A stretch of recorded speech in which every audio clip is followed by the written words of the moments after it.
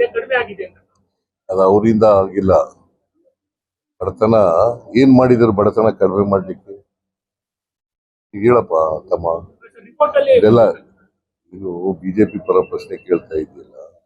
ಪತ್ರಿಕೆಯಲ್ಲಿ ಅಲ್ಲ ಬಂದಿರ್ತಕ್ಕಂಥ ಪತ್ರಿಕೆಯಲ್ಲಿ report ಆಯ್ತು ಹೇಳ್ತಾ ಕೇಳಪ್ಪ. ನೀನು ಇಷ್ಟು ಜನ ಇದ್ದಾರೆ ನೀನು ಕೇಳ್ತಾ ಇಲ್ಲ, ನೀವು ಒಬ್ಬ ಇರೋದು. ಬಡತನ ತುಂಬಾ ಕುಸಿದಿದೆ ಆಯ್ತು. ಬಡತನ ದೇಶದಲ್ಲಿ. ಕಡಿಮೆ ಆಗಿದೆ. ಬಡತನ ಕಡಿಮೆ ಆಗಿರೋದು ನಮ್ಮ ಇದು ಮತ್ತೆ ಗರೀಬಿ ಹಠಾವೋ ಆ ಕಾರ್ಯಕ್ರಮದಿಂದ ಇವತ್ತಿನವರೆಗೂ ನಡ್ಕ ಬಂದಿದೆ. ಬಡತನ ಮಿಟಿಗೇಟ್ ಮಾಡ್ತಕ್ಕಂಥ ಕಾರ್ಯಕ್ರಮಗಳು ಪ್ರೋಗ್ರಾಮ್ಸ್ಗಳು ನಡ್ಕೊಂಡು ಬಂದಿದ್ದಾವೆ. ಅದರಿಂದ ಕಡಿಮೆ ಆಗಿದೆ. ಜಲಜೀವನ್ ಮಿಷನ್ ಮತ್ತೆ ಕುಸುಮ ಬಿ ಎಲ್ಲ ಕೂಡ ರಾಜ್ಯ ಸರ್ಕಾರದ ವಂತಿಗೆ ಪಾಲು ಜಾಸ್ತಿ ಇದೆ. ಆದ್ರೂ ಕೂಡ ಕೇಂದ್ರ ಸರ್ಕಾರ ನನ್ನದೇ ಯೋಜನೆ ಅಂತ ಹೇಳೋ ನೋಡಪ್ಪ, ಇದು 50% ರಾಜ್ಯ ಸರ್ಕಾರ ಕೊಡೋದು, 30% ಮಾತ್ರ ಕೇಂದ್ರ ಸರ್ಕಾರ ಕೊಡೋದು, 20% ಬೆನಿಫಿಷಿಯರೀಸ್ ಕೊಡೋದು ಅಲ್ವಾ? 50% ರಾಜ್ಯ ಸರ್ಕಾರ ಕುಸುಮ್ ಬಿ 30% ಕೇಂದ್ರ ಸರ್ಕಾರ ಹೊಸ 20% ಬೆನಿಫಿಷಿಯರಿ. ಅದನ್ನೇ ಹೇಳ್ತೀನಿ.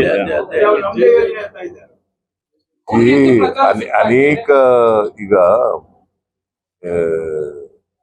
ನಾವು ಮೋರ್ ದೆನ್ 50% ಕೊಡ್ತೀವಿ. ಪ್ರಧಾನಮಂತ್ರಿ ಎಂತದು ಜಲ್ ಜೀವನ್ ಮಿಷನ್, ಜಲಜೀವನ್ ಮಿಷನ್ ನಾವು ಆಮೇಲೆ ಆಸ್ಪತ್ರೆ ಎಂತದು ಅದು ಇದು ನ್ಯಾಷನಲ್ ಹೆಲ್ತ್ ಮಿಷನ್ ಅಲ್ಲಿ ನ್ಯಾಷನಲ್ ಹೆಲ್ತ್ ಮಿಷನ್ ಅಲ್ಲಿ ನಾವು ಎಷ್ಟು ಜಾಸ್ತಿ ನಾವೇ ಜಾಸ್ತಿ ಕೊಡ್ತೀವಿ. ಆದ್ರೂ ಪ್ರಧಾನಮಂತ್ರಿ ಆರೋಗ್ಯ ಎಂತದು ಯೋಜನೆ ಅಭಿಯಾನ, ಆಯುಷ್ಮಾನ್ ಭಾರತ್, ಆಯುಷ್ಮಾನ್ ಈ ತರ ನೋಡಪ್ಪ, ಅನೇಕ ಸೆಂಟ್ರಲಿ ಸ್ಪಾನ್ಸರ್ಡ್ ಸ್ಕೀಮ್ಗಳಲ್ಲಿ ಪ್ರಧಾನಮಂತ್ರಿಗಳ ಹೆಸರು ಇರ್ತದೆ. ನಾವೇ ಜಾಸ್ತಿ ಕೊಡ್ತೀವಿ ಒಟ್ಟಿಗೆ. ಯಾಕೆ ಮಾಡ್ತೀವಿ ಅಂತಂದ್ರೆ ಈಗ ಕುಸುಮ ಬಿ ನಲ್ಲಿ ನಾವೇ ಜಾಸ್ತಿ ಕೊಟ್ಟರು ಕೂಡ ಕೇಂದ್ರ ಸರ್ಕಾರದಿಂದ 30% ಬರ್ತದೆ ಅಂತ ನಾವು ಒಪ್ಕೋತೀವಿ ಅಷ್ಟೇ. 30% ಒಪ್ಪದೇ ಹೋದ್ರೆ 30% ಬರಲ್ವಲ್ಲ. ರೈತರಿಗೆ ಒಳ್ಳೇದಾಗ್ಬೇಕು, ಗ್ರಾಮೀಣ ಪ್ರದೇಶದಲ್ಲಿ ಅಭಿವೃದ್ಧಿ ಆಗ್ಬೇಕು ಅನ್ನೋ ಕಾರಣಕ್ಕೋಸ್ಕರ ಇದನ್ನೆಲ್ಲ ಹೋಗ್ತದೆ. ಯಾವಾಗ ಮುಗಿಯುತ್ತೆ ಸರ್? ಎತ್ತಿನಹೊಳೆ ಯೋಜನೆ ಯಾವಾಗ ಮುಗಿಯುತ್ತೆ ನಮ್ಮ ಜಿಲ್ಲೆಗೆ? ಎಕ್ಸಾಕ್ಟ್ ಆಗಿ ಹೇಳಕ್ಕಾಗಲ್ಲ. ಅಸಮಾಧಾನ ವ್ಯಕ್ತಪಡಿಸಿದ್ದಾರೆ ನಮ್ಮ ಜಿಲ್ಲೆಗಳು ಬರ್ತಾ ನನ್ನ ಇಲ್ಲ. ಪ್ರಕಾರ ಇನ್ನು 2 ವರ್ಷದಲ್ಲಿ ಮುಗಿಬಹುದು. 2 ವರ್ಷದಲ್ಲಿ ನಾನು ಒಂದು ಮೀಟಿಂಗ್ ಕರೆದಿದ್ದೀನಿ ಎತ್ತಿನಹೊಳೆ ಬಗ್ಗೆ. ಈ ಭಾಗದ ಚಿಕ್ಕಬಳ್ಳಾಪುರ, ಕೋಲಾರ ಜಿಲ್ಲಾ ಮಂತ್ರಿಗಳು, MLAಗಳು, ಆಮೇಲೆ